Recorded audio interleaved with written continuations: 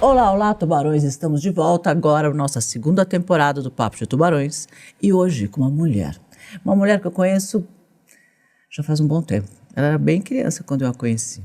E já era esperta, inteligente, rápida. E não podia deixar de ser, se transformou numa pessoa influenciadora de muitos mercados, que transforma a vida de muitas pessoas com um trabalho maravilhoso que vocês vão conhecer. Estou falando de Tatiana Monteiro de Barros, uma família que eu conheço há muito tempo, de empresários que sempre fizeram muita coisa pelo Brasil. E ela, com essa informação atávica que veio da família, tinha que realmente criar uma coisa transformadora. Obrigada, um prazer, um privilégio. Você é uma inspiração para mim desde nova, sempre. Tati, conta um pouquinho pra gente quem é a Tati Monteiro de Barros. O que você faz, como é que tudo isso começou? Conta essa história toda pra gente. Bom, eu tenho 42 anos, 2 filhas, casada, mas comecei lá atrás, novinha. Primeiro, a minha grande paixão foi a moda. Adolescente, eu já fazia curso de corte e costura com 13, 14 anos. Já pedia para minha mãe arrumar com você convite do Fito Ervas Fashion para eu poder ir. E era minha grande paixão. Uma tia minha trouxe uma representação da Índia quando eu tinha 14 anos, de tecidos, porcelanas, pashminas. Era grande auge assim, da moda da Índia. Estava super em alta aqui. E eu peguei aquela representação e saía da escola de uniforme, pedia para o meu pai um motorista para me levar e ia vender nas lojas. E vendia para René Bear, para Daslu, fazia bazares, fazia coisas. Fiquei 2, 3 anos com uma microempresa vendendo. Esse foi o meu primeiro trabalho. Com 18 anos eu entrei na Daslu, foi o meu único emprego, CLT.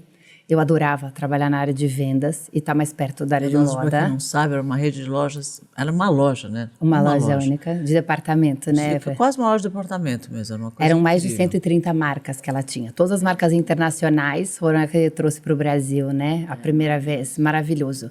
Eu trabalhei lá dos 18 aos 21 anos. Quando eu tinha perto de 21, a Eliana, a Tranquese, dona da loja, fez uma reunião grande com toda a parte de venda e todos os funcionários e perguntou quem é que gostaria de ter um negócio. Eu vou mudar de lugar, vou para uma loja nova na Vila Olímpia, uma loja grande, e eu preciso de parceiros dentro, para ter shop, loja dentro da loja. Quem é que gostaria e que teria interesse de estar junto? E aí, ela era muito amiga dos meus pais, a vida toda. Eu, depois da reunião, procurei ela e falei, tia... Eu quero. Olha, eu gostaria de um espacinho. Eu acho que você falta uma marca internacional de lingerie aqui dentro. Você tem mais de 130 marcas, mas não tem nenhuma internacional aqui. Eu acho que é de peso e eu gostaria muito da La Perla. Eu já era louca com lingerie, assim, já tinha uma fascinação, já gostava muito e achava que podia ser uma oportunidade. Não sabia muito como ia começar, como ia atrás, mas enfim. Ela falou, Tatiana, se você conseguir a representação, a loja é sua, o espaço é seu. E me deu uma carta avalizando que se eu conseguisse a marca, o espaço era meu. E aí eu fui bater pro meu avô e pro meu pai para pedir apoio. O meu avô era do conselho advogado e conselho de várias marcas de fora no mundo. E eu pedi ajuda de como chegar na La Perla. E aí tive aí uma jornada de conquista da marca e fui a franqueada mais nova, começando com 21 anos. Olha que interessante. Com eles. E abri minha primeira loja dentro da Daslu. Fiquei com a loja por volta de 15 anos. Tive outras lojas, distribuição nacional, era representante do Brasil deles. Fui um case deles na América Latina, enfim. No meio desse caminho, eu me casei, tive 2 filhas, montei também uma agência de marketing com mais 3 sócios. Uma agência que eu não participo do dia a dia, participo mais da estratégia, uma agência de live marketing, a Multicase. E até hoje ela existe, tem 12 anos. A La Perla eu vendi para um fundo que comprou ela no mundo inteiro e comprou a minha participação faz 7 anos. E há 4 anos atrás, eu tenho 2 filhas de 10 e 11 anos. E há 4 anos atrás, eu comecei um grupo de WhatsApp, despretensiosamente, exatamente com 20 dias de pandemia, agora faz 4 anos, para ajudar quem precisasse de ajuda, cestas básicas, EPIs, uma coisa bem despretensiosa. Na minha vida toda, eu fui conselheira de algumas ONGs, fui voluntária, eu tive a voz que o terceiro setor era muito importante e filântropos. Então, eu sempre cresci com a importância muito mais do ser do que do ter. Isso norteou a minha vida. Então foi muito natural. Eu montei um movimento junto com a minha irmã de WhatsApp para descentralizar as doações do Eixo Rio-São Paulo. A gente achava que os recursos iam ficar parados aqui. Então, a gente montou esse grupo para ajudar as ONGs amigas, os empreendedores sociais que a gente conhece de outros estados, muito despretensiosamente. E aí, foi crescendo, ganhando corpo. Nesses 4 anos, hoje a gente é o maior movimento da América Latina, são 3.000 ONGs apoiadas na ponta. A gente coloca o holofote em quem já faz um trabalho lindo, tá? A gente não é mais uma ONG que faz um trabalho na ponta. Vocês apoiam ONGs que já existem e que já fazem um trabalho sério, etc. Isso. E a gente foi crescendo nessa jornada e se organizando despretensiosamente, porque a gente nunca imaginou estar desse tamanho. Hoje são 27 milhões de pessoas apoiadas, em todos os estados e internacionalmente também. E a gente conta com alguns cases nesse caminho. Eu virei uma empreendedora social faz 4 anos. Na verdade, você é um pouco mais, né, do que um empreendedor social, porque você viabiliza os vários empreendedores sociais. Então, você faz isso de uma forma mais... Você escalou isso, né? Eu escalei, eu uso o olhar de empresária e a gente só capta da iniciativa privada. Então, eu trago muito o que também a iniciativa privada busca, a transparência, os compliance, o cuidado, sabe? Para esse trabalho junto. E aí você ajuda essas pequenas ONGs a se organizarem para ter essa transparência, tudo isso que precisa para você conseguir as doações. Tudo isso também, e a gente faz as ações 360. Então, eu vou dar um exemplo. A gente trabalha com muitas urgências e fomos nos especializando nesse caminho, nas urgências que o Brasil passa. Então, a gente começou no pico do Covid. A gente não dá dinheiro para ninguém, a gente dá coisas, a gente dá o que precisa. Então, a gente começou abastecendo hospitais com insumos e equipamentos. Mandamos aquelas usinas de oxigênio para o Amazonas, que são... como se fosse um gerador de luz que funciona ininterruptamente e ficam de 20 a 30 anos nos hospitais. As queimadas que tiveram no Pantanal, a gente deixou brigadas de incêndio, resgate de fauna e flora, animais, tudo com o apoio de cada ONG regional, local, com essa escuta do que estava precisando. Aí o que a gente faz? Entende o que está precisando, vai captar da iniciativa privada, porque a gente só busca recursos da iniciativa privada, e entrega exatamente o que precisa. Faz a parte de compras, administra o recurso, e faz a logística toda e entrega o que precisa. Então, cada localidade é uma coisa diferente. Isso é muito bom porque fica transparente para as empresas que fazem as doações. Isso, com muita clareza do território, do que estava precisando. A gente é partidário, mas tem um alinhamento político. É como se a gente tivesse com um plus do que o governo não consegue fazer ou realizar. Então, a gente vem com... olha, a gente está precisando, por exemplo, agora no Rio Grande do Sul. A gente é praticamente o primeiro a chegar numa tragédia e o último a ir embora. A gente chega assim que uma catástrofe acontece, entende o que precisa para toda a parte assistencial. Então, colchão, geladeira, fogão, comida, enfim, água, tudo que precisa, kit de limpeza, higiene. E depois a gente entende o legado que aquela região precisa para a gente deixar. Agora, no Rio Grande do Sul, a gente vai entregar 15 escolas. São 16 mil alunos que vão voltar a estudar.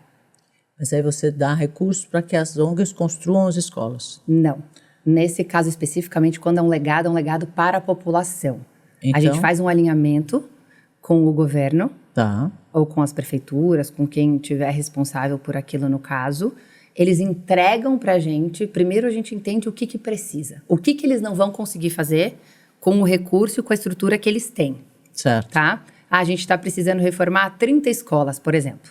Mas a gente vai ter recurso para 20 e 10 a gente não tem recurso. Tatiana, você poderia, de repente, buscar auxílio, tentar viabilizar e tudo? Tem vezes que consegue-se tudo, tem vezes que não consegue, né? A gente vai atrás de arrumar esse recurso, mas a gente faz absolutamente tudo. A gente entende o que precisa, faz os orçamentos, traz os fornecedores, faz a parte toda de compras, a gente controla as construtoras, contrata, entrega a escola pronta com a chave. Entendi. Ninguém se mete nesse caminho.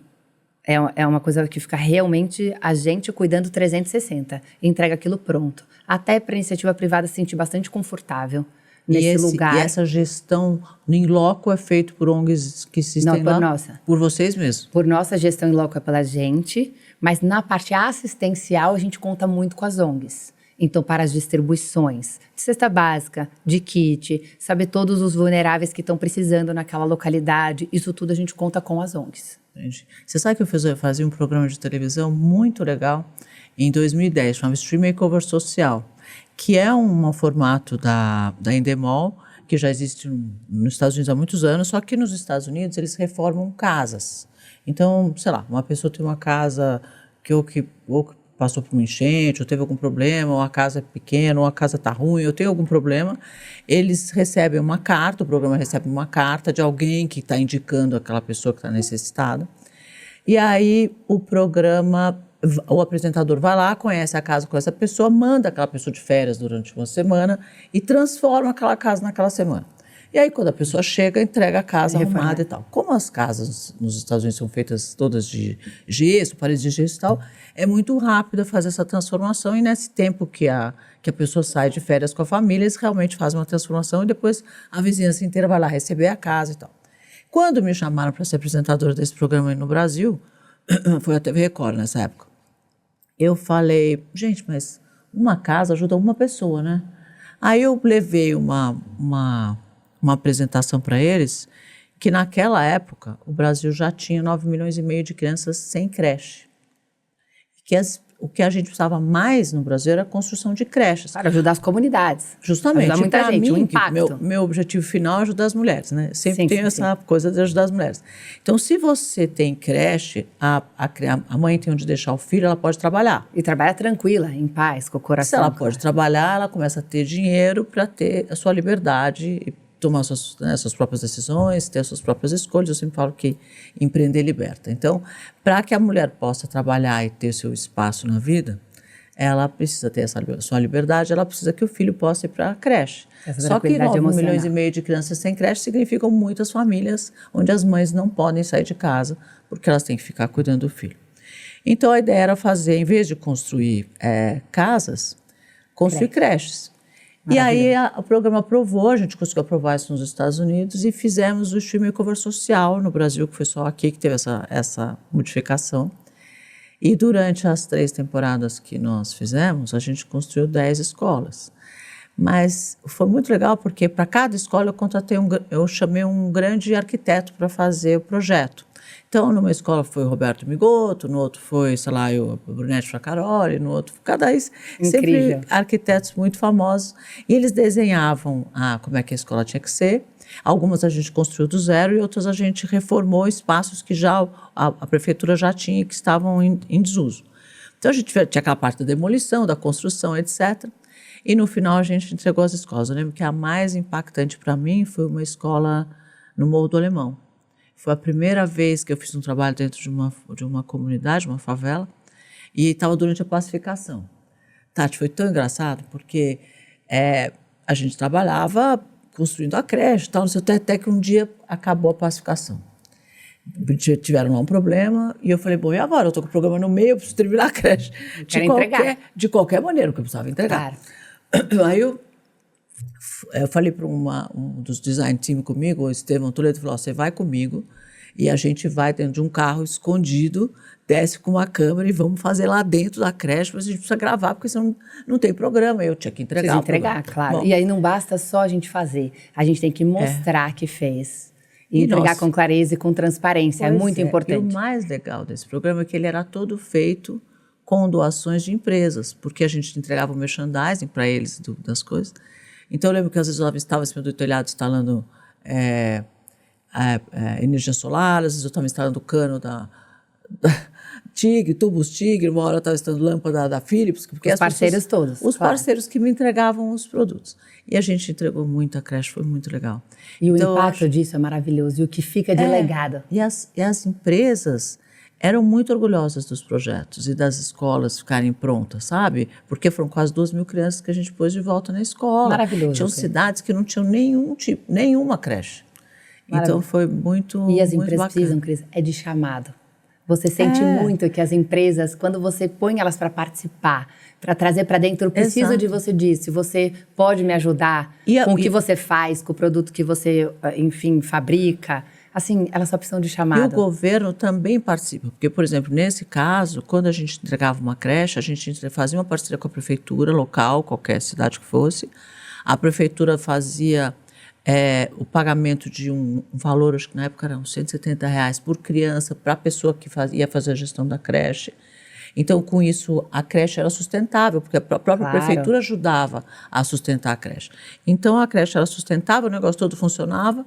E o braço do terceiro setor da Record, que é maravilhoso, eles faziam também o apoio durante todo o tempo dessas creches. Então, foi um projeto muito bonito mesmo. E, a verdade, é só nessa união de forças, a iniciativa privada com o governo e com a sociedade civil, que a gente consegue resultados incríveis. Ninguém faz nada sozinho, Cris. Não faz. Então, assim faz a diferença. Esse eu acho que é o grande segredo da fórmula que você encontrou, onde você associa a essa necessidade a iniciativa privada e, às vezes, o governo, onde ele pode entrar para auxiliar. E isso não tem precisa de uma parceria. É.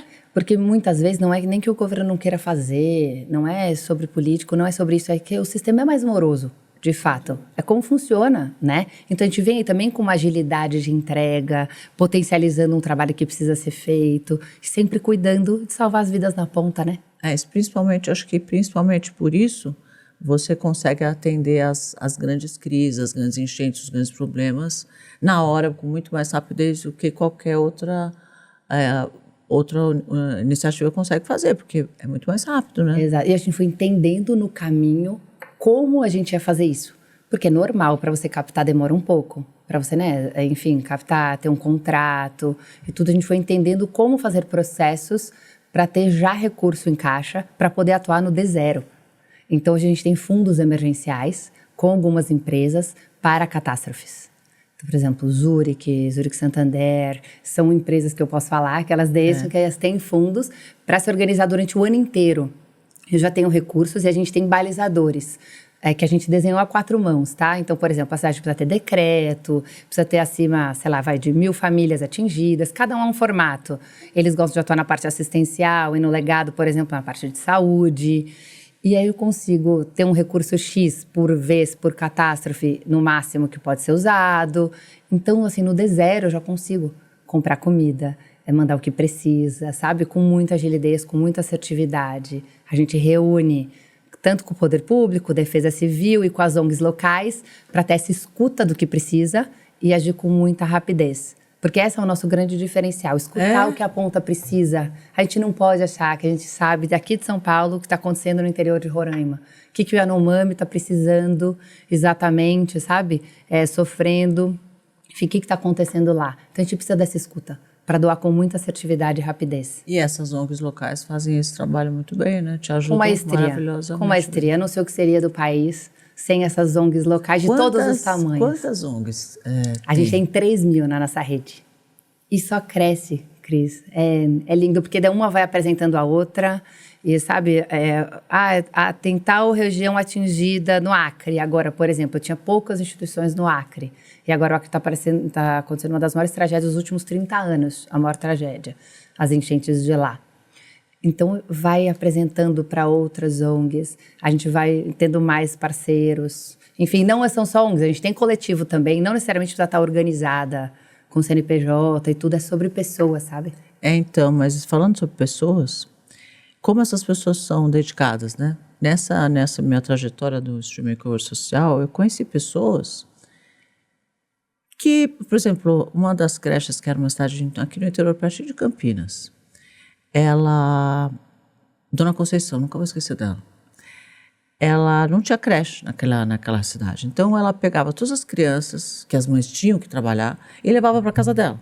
Então, tinha épocas que ela tinha 50, 60, 70 crianças numa casa que era um sobrado. E aí, as mães davam leite. A única coisa que elas podiam dar para ela era leite. Então, ela tinha o leite, mas o resto ela tinha que fazer tudo. Bom, chegou uma hora que os filhos dela brigaram com ela, porque eles não tinham mais casa, eles não conseguiam viver naquela casa cheia de criança, de tudo quanto é lado. E foram embora, brigaram com a mãe e foram embora. Ela falou, vocês querem, vocês vão, eu vou continuar cuidando das crianças. Ela não ganhava nada, ela ganhava o leite que as pessoas davam, mas ela fazia isso para realmente ajudar as mulheres. Quando a gente construiu a creche dela, eu queria que ela fosse a chefe da creche, né? A líder da creche, sim. a coordenadora da creche, porque afinal de contas... Sim. E nessa época eu reformei a casa dela também, porque a casa dela estava destruída. Então eu reformamos a casa dela, que não era uma coisa que a gente fazia, mas naquele caso fizemos uma creche de 2.000 metros quadrados, foi a Brunete Facaroli que fez, inclusive, é linda a creche. Ai, que lindo. Bom, e na época eu falei, vamos colocar a dona Conceição para tomar conta da creche. Aí a prefeitura falou, não, mas ela não pode tomar conta da creche, porque ela não tem todos os skills que precisaria ter para se candidatar a ser uma diretora da creche. Eu falei, mas ela fez isso a vida inteira. Ela faz isso a vida inteira, só não tem esse crachá. Sem ganhar R$1. Claro. Aí foi uma guerra. Mas eu falei, se a dona Conceição não ficar lá, eu não vou mandar essa mulher. Eu faço se for. Não, aí ela ficou, no final ela ficou. E eles são as almas dos projetos. Nossa, porque eu nunca vi uma mulher se doar tanto para tantas pessoas a troco de nada. Né? Ela não ganhava nada. Então, e assim, várias. Assim, as histórias incríveis de pessoas que realmente a maioria das nossas ONGs são assim, Cris. Então, são anjos. E elas anjos não por toda a parte. E eles ainda têm um entorno e uma rede que ajuda. Então, assim, de pessoas voluntárias, né? Que ajudam. Agora, por exemplo, no Acre, você entrega para uma ONG uma cesta, eu juro, são milhares de pessoas nas canoas, ajudando a levar, as pessoas em qualquer dia, qualquer hora, jornada dupla, jornada tripla, mas fazem o bem. Quem recebe divide a comida com o vizinho. São muitas pessoas boas reunidas nessa ponta. É impressionante, né? O brasileiro tem uma alma É isso incrível. que eu ia falar. O brasileiro é maravilhoso, né? Maravilhoso. Gente, o Brasil é o melhor país do mundo. Eu acho o Brasil o melhor país do mundo. Porque, primeiro, o brasileiro é maravilhoso. Ele é generoso, ele é legal, são pessoas empatia, que têm tem coração, almas. Né? Eu vejo que quando algum estrangeiro vem para cá e fala, a gente tem, as pessoas tão hospitaleiras, né? Tudo é tão assim, porque o brasileiro não tem nenhum lugar fora quando você viaja. As pessoas, de onde você é? Eu falo, sou do Brasil. Eu falo, do Brasil. Já reparou? Amam. Na mesma hora, um sorriso que vem, porque é essa energia que o brasileiro tem. Mas tem uma alma, Cris. Eu tenho boas, assim, coisas todos os dias. Eu falo, eu recebo mensagem, carinho e amor, e só encontro com pessoas boas todos os dias. É impressionante. Acho que isso até ajuda o trabalho a ficar mais leve. Porque lidar com catástrofes, né, e com problemas desse tipo, é de fato pesado todos os dias. Mas as pessoas são tão afáveis, que fazem tanto bem, fazem aquilo acontecer e realizar de uma maneira tão mais fácil, sabe? Que deixa tudo também ser mais leve. E a tua irmã está com você até hoje? Trabalhando com você? A minha irmã, ela começou comigo, hoje ela é conselheira. É? Ela é conselheira. Mas ela faz várias pontes, é atuante no terceiro setor, tu tá sempre perto. Porque precisa de ajuda mesmo, né? Muito. Eu trouxe a minha outra irmã menor, que estava no UOL, para ficar comigo, para me ajudar um pouco. Estava muito pesado. Eu tenho uma rede de lideranças em todos os estados. Tem? Então, como se fossem as Tatianas locais. São filiais, tipo uma filial, como se fosse uma filial? Na verdade, são lideranças vocês? Nossas. Não funcionam como... porque a gente que arrecada e tudo, mas são nossos olhos para as ONGs menores da ponta. Não adianta, eu não sei o que está acontecendo e como é a função, por exemplo, de Aracaju, o sertão do Rio Grande do Norte, sabe? Essas pessoas sabem exatamente o que acontece no município, sabe? Se aquela pessoa funciona, o que acontece naquela esquina, quem pode ter ajuda, sabe? Então, é o nosso olhar local. Sei que são muitos milhões, né? Quantos milhões você já distribuiu A gente em ajuda? 380 milhões nesses 4 anos. Olha só.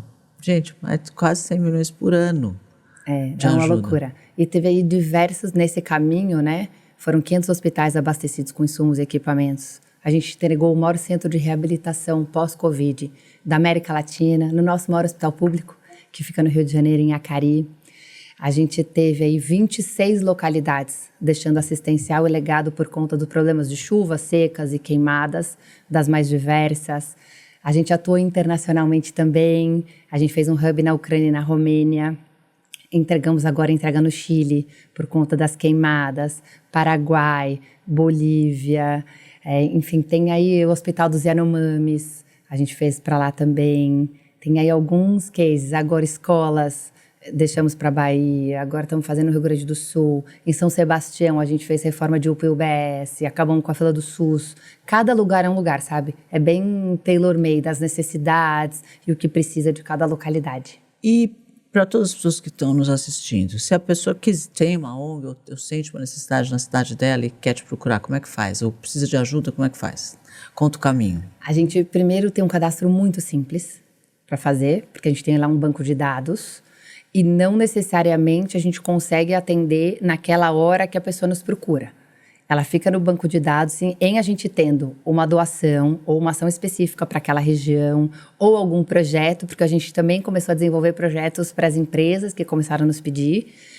Aquela ONG entra na nossa rede.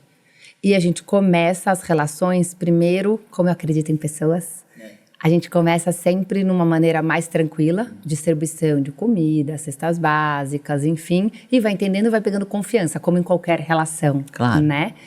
E vai crescendo, mas não tem, por exemplo, uma é escolhida e a outra não. Não, é por território, é para poder ajudar, quanto mais pessoas, melhor. Por território, por necessidade, né? Total, mas a gente não tem uma coisa excludente, sabe? É só ela e não é você, tem um critério, tem como passar, ninguém analisa se tá devendo, se não tá devendo, não tem nada disso. É muito simples. Faz um cadastro, entra para nossa rede e daí a gente aciona conforme a necessidade, conforme a doação. Isso é democracia mesmo. É isso, é isso mesmo. De verdade, ajudar as pessoas que precisam, não importa quem. Ajudar, como é que fala? Ajudar... Como é que Sem olhar a quem? Ajudar sem olhar a quem, tem um negócio assim. É isso. E Tati, o que você sonha, assim? O que você gostaria ainda de fazer que você ainda não fez? Eu gostaria de ver de fato um Brasil menos, sabe, com mais igualdade, com mais dignidade, com algumas coisas mínimas. Para tudo isso é um sonho. É uma desigualdade muito grande, né? Outro dia em São Paulo, olha que coisa, que eu li um artigo no jornal que disse que se você olhar um bairro periférico de São Paulo e comparar a expectativa de vida de um bairro periférico de São Paulo e São Paulo, centro de São Paulo, tem uma diferença de expectativa de vida de 20 anos. Estou falando de São Paulo. Expectativa de vida em São Paulo, no estado de São Paulo, periferia com o centro de São Paulo. Eu imagino um estudo desse se a gente colocasse essas cidades ou esses estados que são mais sertão distantes. E tudo. Eu fiz uma das creches, eu fiz numa fazenda no sertão da Bahia. Era 900 quilômetros de Salvador. A gente descia de avião em Salvador e andava 900 quilômetros de carro para chegar na tal da região. Assim, eu andei a cidade inteira, eu não vi uma casa que tivesse piso. Era tudo na terra batida. E quando tem casa, né? Que pode ser chamado de casa, né? Também, casas, né? Então, mas aí nenhuma casa tinha banheiro. Então você fala, o saneamento básico é uma coisa seríssima. Que as casas não têm banheiro. Então é um mínimo de higiene que você precisa dar para essas regiões. É o mínimo da dignidade, né, Cris? Para se ter uma vida, né? Pois é. Eu sei que eu cheguei da escola, porque a escola levava as crianças para as casas de ônibus. Eu fui no ônibus com as crianças. E aí eu cheguei numa dessas casas, desci e fui conhecer a família. Aí comecei a conversar com o pai e tal. E aí, da fazenda, a menina vinha com um saquinho, tinha pão, porque essa fazenda tinha uma fábrica de pão, e com a colheita da época. Então, nessa época era mandioca, então ela tinha um saco de mandioca e um saquinho de pão. Então, ela desceu com isso, a mãe já estava na porta esperando, pegou lá a mandioca e o pão, já foi fazer o almoço. E aí eu fui conversar com o pai. E aí o pai falou, mas a gente pode conversar enquanto eu vou dando banho nas crianças? Falei, claro, ele tinha acho que 5 ou 6 filhos. E aí ele tinha uma tina assim de metal. Ele pegava a criança e enfiava na tina de metal assim, tirava e estava dado o banho. Eu falei, na terceira criança, eu falei, essa água está um pouco suja, né? Vamos dar um jeito de trocar essa água. Comecei a querer resolver o problema daquele momento, porque eu falei, essas crianças não podem tomar banho desse jeito. Então, assim, é muito difícil. É bastante difícil quando você vê que falta abraço para ajudar, porque eu estava ajudando a fazenda, e fizemos uma escola linda nessa fazenda mesmo. E foi construída do zero, ficou bem linda. Mas eu falei, como é que a gente ajuda a cidade? Porque eu não consigo ajudar a fazenda e olhar para essa... Por isso que eu fui até a cidade, de olhar essa cidade e não fazer nada, né? Porque é uma realidade para as crianças que estão na escola, mas as crianças que ainda não vão para essa escola, que era a única escola mesmo que atendia a região. Como é que essas crianças sobrevivem? Então, e além de tudo, tem o resto, né? Ela sai da escola com praticamente a alimentação dela feita do dia e vai para essa casa. Mandioca e pão. E vai para essa casa, né? Que não tem banheiro. Então, é muito, muito difícil. E aí, a mentalidade também das pessoas precisa ser trabalhada, sabe? Eu acho, muito, assim. Conversar, levar educação, levar conhecimento, levar esperança, né? E levar uma coisa que a pessoa achar que ela também pode. Né? Com certeza. Se ela quiser, ela também pode. Ela também tem uma potência dentro dela. Porque eles têm um pouco de medo, né, de fazer qualquer coisa. Eu lembro que esse pai... Ou até diferente, né, do que ele foi criado. Então, foi criado plantando mandioca pelo pai. Ele acha que a vida é só sobre aquilo. O avô plantava mandioca, ele planta mandioca também. Enfim, né, então... E as mulheres, eu acho que também esse é um trabalho grande. 80% dos lares vulneráveis são liderados pelas mulheres, né? Então, mostrar essa força para elas. Eu acho que trazer para as crianças a possibilidade, por isso que eu gosto que as mães empreendam. Porque quando a mãe empreende, o filho cresce com um olhar de que ele também pode empreender. Com certeza. E o Brasil é muito empreendedor mesmo, brasileiro, né? Muito empreendedor. Sim. Se você der um empurrãozinho e ele não tiver uma crença limitante onde ele acha que ele não pode, ou que aquilo não é para ele, ele fala, bom, eu também posso empreender. Por quê? Todo mundo pode, por que eu não posso? Todo mundo começou, por que eu não posso? Sim. E aí ele se solta e começa a sonhar e começa a buscar essa oportunidade. Mas se você não tem algum exemplo em casa, um exemplo próximo de empreendedorismo, você às vezes acha que você tem uma crença limitante que isso não é para mim. Não, isso não é para mim. Não foi feito para isso. Não foi feito para isso, eu não tenho esse conhecimento. E todo mundo pode ter. É só querer que pode, né? Começar. Então, a minha missão é um pouco isso, falar um pouco para as pessoas que todo mundo pode fazer. Eu sei que sua missão é de mulheres, né? É muito sobre as mulheres. Porque é a mulher que educa, né? Faz toda a diferença. Então, elas fazem jornada dupla, tripla, elas são verdadeiras assim, heroínas, maravilhosas, não é inacreditável. Feminismo, é o fato de que se é a mulher que educa o homem, né? Se a gente está falando em atingir as crianças, e é a mulher que faz essa transferência de informação, quando homens ou mulheres estão crescendo, criança é criança, ela pode ensinar para eles que eles também podem, que eles podem fazer, que pode acontecer, que não sei o quê. Então, a fonte melhor de disseminação de informação é a mulher, por conta disso, por causa da educação. Mas, principalmente nos vulneráveis, são elas mesmas que cuidam de tudo. Então, o foco tem que ser elas. E a gente precisa fazer o Comunidades a Mil, né, Tati? Nós vamos fazer. Uma coisa linda. Um projeto maravilhoso, juntas. Vamos fazer esse projeto do Comunidades a Mil, porque esse projeto, ele não tem fronteira, assim. São 20 milhões de pessoas que moram em favelas no Brasil, e se você consegue chegar nessas favelas e construir creche, transformar as pessoas, e transformar essas mulheres em empreendedoras, e transformar as favelas em favelas empreendedoras... Elas são potências, né? Você leva... Não que a gente não tenha que levar auxílio, né? Mas se você levar o conhecimento para que eles possam ser independentes financeiramente... Com certeza. O auxílio, na verdade, é um combo, né? O sonho é que elas sejam, óbvio, autossuficientes. Mas quando a gente faz elas querer que elas mudem de carreira ou que dê um curso profissionalizante para elas, a gente precisa também acalmar o coração delas. Porque tem vezes que elas têm jornada dupla, tripla, fazem bolo para garantir o gás de casa. Depois são manicure para poder garantir uma cesta básica. Então tem vezes que para fazer um curso profissionalizante para elas, a gente tem que dar a parte assistencial para elas estarem com o coração em paz e poderem começar uma jornada diferente. E aí complementa. Então a parte assistencial é um combo. É verdade. Né? Porque como que ela vai deixar de fazer o bolo? O assistencialismo junto com o apoio que dá realmente a opção dela se desenvolver pessoalmente, né? E me conta uma coisa, novos desafios?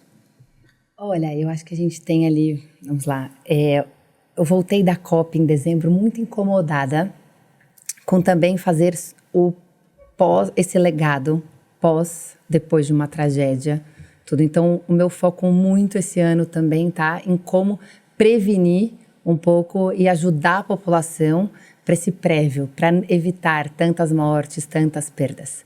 Claro, não somos o Japão, não somos os Estados Unidos. Ainda.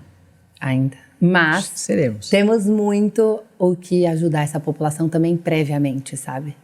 Então, também é um dos nossos focos do União BR, ajudar previamente esses municípios e unir mesmo o governo, as ONGs, a população, as empresas, todo mundo fazer parte disso e ter programas e projetos prévios, porque não adianta, Cris, não é normal, em 2 anos, a gente ajudar 26 localidades com tragédias climáticas. Não tá bom o jeito que a gente está vivendo. Eu sou o exemplo vivo em 2 anos. 2 anos. Eu sou o exemplo vivo, que o que eu faço todo dia, um volume... tragédias por ano.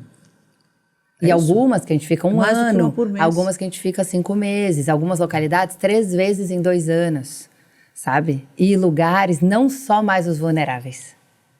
Não somente, o Rio Grande do Sul, por exemplo, foi atingido em lugares de classe média. Pessoas com casa, piscina, perderam tudo. São pessoas já estruturadas, donos de padaria, de coisa, sabe? Então, não é só a alta vulnerabilidade. Então, a gente precisa fazer alguma coisa de fato. Não tá bom esse caminho nosso. Não tá. Mas, assim, realmente, nesse caso, precisa do governo participar mesmo, Sempre. Né? Porque, assim, isso, precisa dessa união de forças junto. Precisa, porque isso é falta de planejamento, né? Não é? Mas eu acho que o governo também não consegue chegar tanto na ponta mesmo, sabe? Precisa dessa interface. Por isso que eu acho que a gente contribui muito nessa união de forças de todos juntos. Eu essa lembro escuta que na da tragédia, ponta, sabe? Na tragédia aqui que teve em São Sebastião, o nosso governador, que eu admiro muito, Tarcísio de Freitas, ele foi para São Sebastião, montou o escritório dele lá e deu os secretários e ficou, acho que foi 45 dias trabalhando lá. A gente teve bastante interface com ele, e eu gosto bastante do time dele. Maravilhoso, né? Porque ele estando lá, ele conseguia entender. Porque você vê no governador normalmente, prefeito, os caras pegam o helicóptero, sobrevoam um problema, falam, nossa, tá tendo um problema, né? Ele não, ele pegou o carro, foi lá, pôs o pé na lama, ficou ali 45 dias com o escritório dele lá dentro, fazendo aquilo acontecer. Então, eu tenho uma grande admiração por ele e pela equipe. A gente fez algumas coisas conjuntas. Então, as pessoas que iam para as casas que ele estava fazendo, a gente cuidou de pôr as pessoas em pousadas e conseguimos esse recurso da iniciativa privada. Ele pôs lá um representante dele, depois que ele saiu de lá, muito bom, o Coronel Porto, que ficou nos acompanhando no todo dia. Aí a gente foi entendendo o que precisava ser feito. Reformamos o PBS, acabamos com a fila do SUS, coisa que a prefeitura, enfim, não estava conseguindo também dar vazão. O que acontece, Cris? Depois de, 1 mês, 20 dias de uma tragédia relacionada à água, as pessoas começam a ter muito problema gástrico e de pele. Então, o SUS infla a quantidade de pessoas lá e o problema é enorme de saúde mental. A gente ficou com um projeto de saúde mental lá por quase 1 ano, junto. Então, como coordenar isso também depois das tragédias, sabe? Então, mas você sabe que a gente tem governadores de todos os tipos, viu? Porque eu tenho que conviver muito, né? Mas somos bem apartidários e tudo. Tem, de fato, governadores e times incríveis, outros não tanto. Mas, assim, quando também você vem para ajudar e para somar, a maioria dos nossos resultados são positivos. Não, eu acho que quando tem um momento como esse, a essência do brasileiro venha, né? Não importa partido, não importa quem entendeu? Eu falo do Tarcísio porque eu vejo o trabalho que ele faz, né? Eu acompanho muito de perto desde a campanha e tal. E não estou falando aqui de partido, não. Estou falando dele, pessoa física mesmo. A nossa experiência foi muito boa com ele e com o time dele. Fora de série, assim. E você sabe, Cris, eu vou também falar de pessoas das empresas. Porque, olha, as pessoas das empresas fazem toda a diferença. A gente precisa de muitos itens. Então, a gente tem doadores, tipo o Boticário, o IP, que nos doam muitas coisas físicas quando precisa em tragédia. É como se a gente fosse o melhor pagador. Os funcionários põem tudo na frente. Nota fiscal, almoxarifado, logística, sabe assim? Dá um jeito de atender. Maravilhoso, assim. Uma empresa sobre pessoas, né? A Latam é nosso parceiro aéreo. A maior doação Latam aérea é pra gente, do avião solidário que eles têm. Eles encaixam qualquer coisa nossa com uma rapidez. E ele despacha para... Isso, a gente despacha para o que precisa. Mas o que acontece? A nossa cabeça é comprar sempre local. Porque eu gosto de estimular a economia local quando tem um problema. É uma das premissas do União BR. Isso é muito então a gente inteligente, compra legal isso. as cestas, é tudo que precisa, a água dos mercadinhos. Faz acabar o estoque de lá, sabe? É um monte de 15, 20, 30 mil reais distribuídos. Porque eu acredito que é aquelas pessoas que mais precisam, né? Então, fotógrafo local, tudo que precisa localmente. Eu preciso descarregar caminhão, é um monte de 100, 200 reais distribuindo diária. Tudo que precisa é com as pessoas locais. A gente não desloca equipe, não desloca time. Só que tem coisas que só tem em São Paulo ou no Rio de Janeiro. Tipo, fazer o Hospital dos Yanomamis no interior de Roraima. Eu tenho que ir com os equipamentos, tenho que ir com as barracas onde os médicos dormem, onde, enfim, ficam as enfermarias e tudo. Isso aí tudo, por exemplo, aí a Latam me transporta. Eu só uso esse tipo de coisa e transporto de um estado para o outro que não dá e o que não tem na localidade, para não deixar o recurso lá, sabe? Aí a Latam faz com maestria. A gente usa, por exemplo... Eu brinco, em 24 horas já me colocam no lugar. É o melhor pagador, sabe? Mas os funcionários encontram um jeito. O carnaval a gente ficou trabalhando igual uns loucos para poder entregar para o Chile. Com super rapidez, umas comidas desidratadas. Eu falo muito que a gente precisa entender o que a ponta precisa, né? O que tá, aquela necessidade. Não adianta a pessoa estar sem nada, você dá a cesta básica. A pessoa não tem onde cozinhar, não tem como cortar. É simples assim. Tá bonito da cesta básica. Só que ninguém tem onde comer. A pessoa está desabrigada numa igreja. Vai fazer o quê com a cesta? Exato. Só que as pessoas não pensam muito nesse caminho, né? E a gente usa uma comida desidratada, nutritiva, tipo de astronauta, e que aguenta um ano fora da geladeira, extremamente nutritiva, com proteína e faz risoto e sopa. É uma comida brasileira, não é a gente que inventou, tá? Tem tudo da OMS, é a comida que o Brasil usa nas exportações em tragédia em outros países. Essa comida, a fábrica no Brasil... A gente pede rapidamente, eles fabricam pra gente. E assim, em um pallet, vai 30 mil refeições para uma localidade. Então, põe na 2 L200 pro interior de Minas e distribui 20, 30 mil refeições rapidamente. Só mistura com água. Não é a solução da vida. É uma coisa ponte. Temporária. Para 20, 30 certo, dias. Claro. Mas que se alimenta rapidamente, né? As pessoas ficam nutridas e resolve um problema. Então, no Rio Grande do Sul, aconteceu para eles, em 48 horas eu estava lá com 90 mil refeições para ajudar a população, sabe? Então, aí, por exemplo, isso vai aéreo, porque só tem de uma localidade. Enfim. Nossa, que desafio. São desafios, os nossos desafios logísticos são Quantas incríveis, pessoas né? têm envolvidas no teu negócio? 4 mil. 4 mil, mais ou menos. Entre as pessoas das ONGs e todo mundo? Na ponta e todo mundo.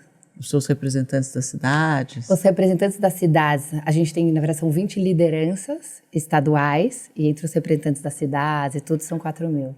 Que maravilhoso, né? É uma rede maravilhosa, só essa união de forças pro bem, é só isso que faz funcionar e que faz dar certo, né? Eu adorei esse projeto das escolas, eu tenho tanta saudade desse negócio que eu fiz, então achei tão bonito, porque é muito legal, impacta muito, porque impacta a família inteira. E impacta por muitos anos, Cris. Esse quando as pessoas perguntam pra gente, o impacto, 27 milhões de pessoas, isso são apoiadas diretamente.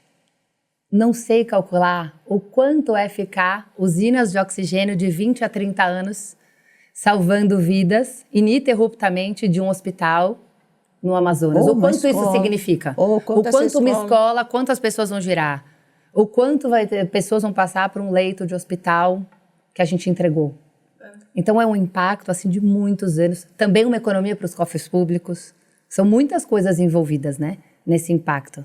São impactos de legado maravilhoso. E essa época onde as pessoas hoje têm mais olhar, né, mesmo para o ESG, que era uma coisa que começou a ser falado e as pessoas começaram a ter mais atenção. Eu vejo que as grandes empresas têm departamentos inteiros para tratar de ESG, facilitou muito o acesso para vocês também, né? Conversar, o diálogo. Muito, muito. O diálogo é essa parceria com as empresas e ter as empresas também nos escutarem.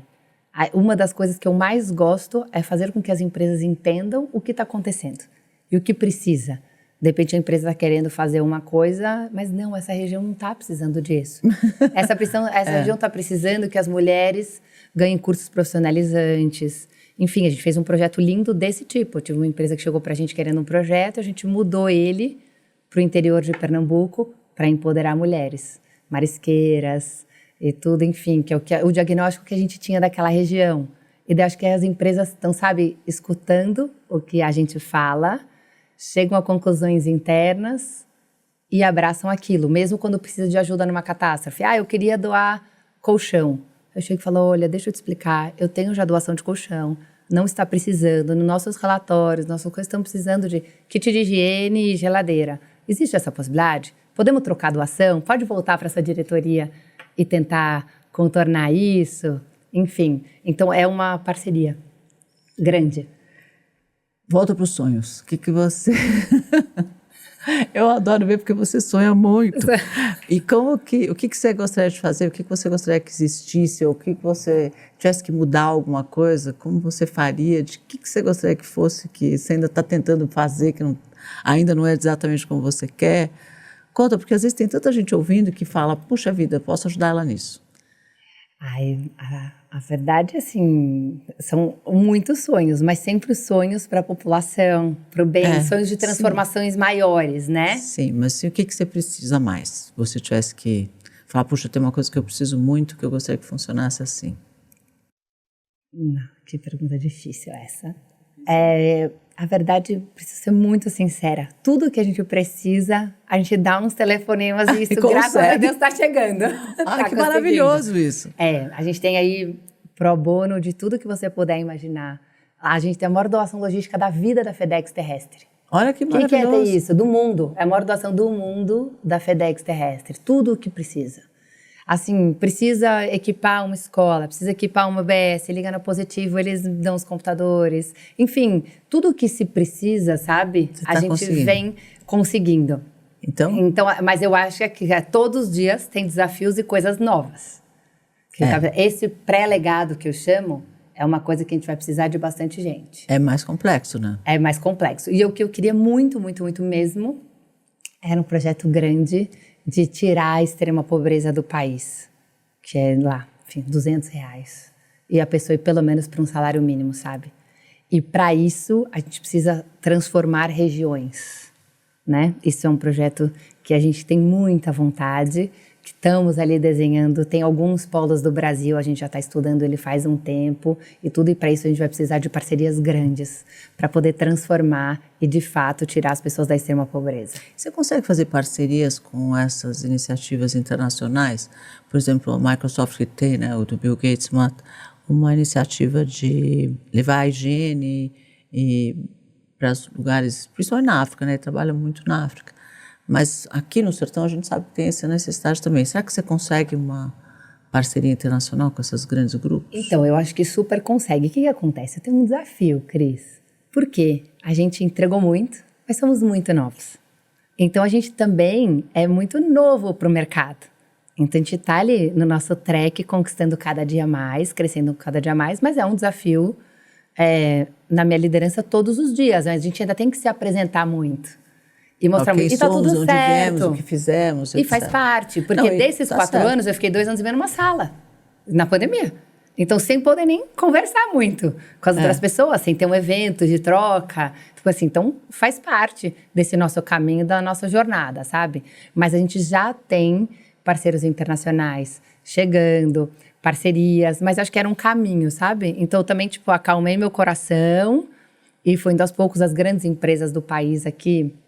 Assim, posso falar que a gente já trabalhou quase que com todas, ou com muitas delas, muito importantes. Hoje ser assim, um hub parceiro do Itaú fixo, de uma XP, de um Santander, porque também são vários do mesmo setor, que é sobre vidas, é sobre essa união de forças, né?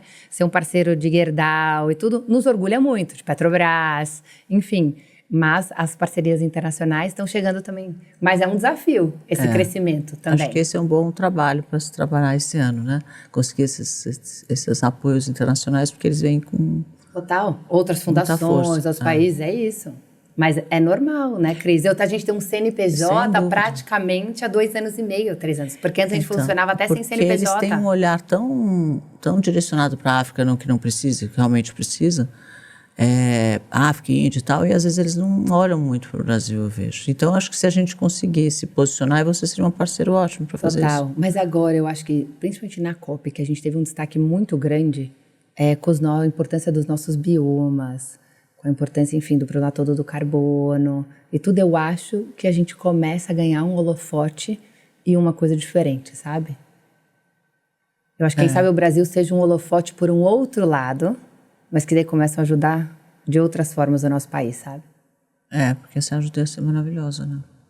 E os recursos, né, multiplicados em muitas vezes, né? Porque vem dólar, vem euro. É muito melhor, né? Aqui rende muito esses recursos. Rende muita coisa. É isso. Tati, maravilhoso conversar com você. Muito, muito obrigada pela tua presença aqui. Parabéns pelo teu trabalho. Sabe que eu sou tua fã. O trabalho que você faz é maravilhoso. No que você precisar de mim, você sabe que você pode contar sempre. Muito obrigada. Com a rede das pessoas que eu conheço. Aliás, eu tenho uma boa ideia.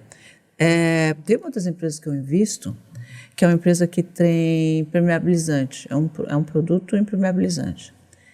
Que para regiões onde tem desabamentos e casas e tal, que tem problema com água, pode ajudar muito, sabia? Nossa, eu vou te apresentar para eles, porque eles podem te ajudar bastante. Eles têm, na verdade, uma intenção de fazer um trabalho beneficente, mesmo ajudando essas regiões com esse produto. O produto é revolucionário, nanotecnológico, é uma quarta geração, realmente, de impermeabilização. E ele consegue transformar o concreto num concreto completamente impermeável. Que incrível. Então, assim, não tem vazamento, não precisa impermeabilizar depois, se você fizer a construção já com esse concreto. Ou se você já tiver construído com outro concreto, são tintas impermeabilizantes que você aplica, mas que tem uma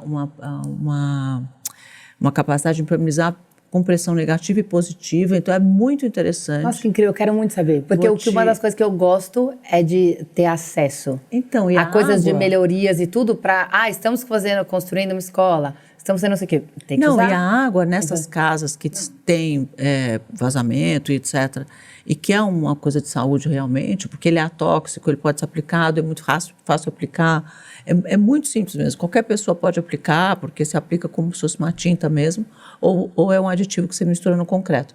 Mas é muito interessante, é muito moderno, completamente disruptivo, e eu acho que para você, nessas áreas de risco, etc. Maravilhoso. Vai ser muito legal. Vou apresentar você para eles, porque eu tenho certeza que eles vão fazer uma parceria boa. Não, é bem nessa linha. Agora, eu estou começando a usar uma tinta contra a dengue. A primeira tinta aprovada da Anvisa. Isso é bárbaro, o mosquito toca e em 3 minutos morre.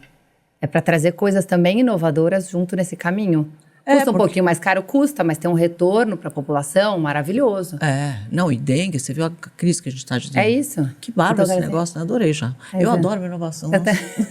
Então, por favor, me apresente que eu vou amar. Obrigada por colocar o holofote no meu trabalho, na nossa causa. Pelo seu trabalho. Obrigada, você é maravilhosa e uma inspiração para mim sempre. Vamos fazer grandes cortes aqui para andar para todo mundo saber tudo que você está fazendo e poder te ajudar. Tá viu? bom, muito obrigada. Beijo no teu coração, volte sempre. Obrigada. Gente, conversamos com Tatiana Monteiro de Barros, um exemplo de pessoa que trabalha para o outro, né? E é assim, quando a gente ajuda, né, faz o bem volta. E ela é um grande exemplo disso. Obrigada pela tua presença aqui. Obrigada. É isso, dá um like nesse vídeo, siga o nosso canal, porque aqui só tem tubarão de verdade, tubarão raiz que faz a coisa acontecer. Eu espero você.